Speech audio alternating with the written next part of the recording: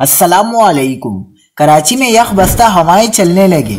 शहर कायद में सर्दी की शिद्दत में इजाफा हो गया। सर्दी मजीद बढ़ने वाली है। नई वार्निंग जारी। क्या आप हालात हाजरा से आगाही हासिल करना चाहते हैं? खबर के पीछे छुपे असल हकाइक जानना चाहते हैं तो अभी सब्सक्राइब कीजिए ज़िलमिल पाकिस्तान को और साथ ही घंटी के निशान पर क्लिक कर दें।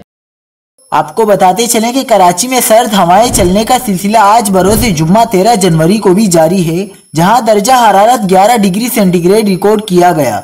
सरजानी टाउन में दर्जा हरारत 6.5 डिग्री सेंटीग्रेड रिकॉर्ड किया गया।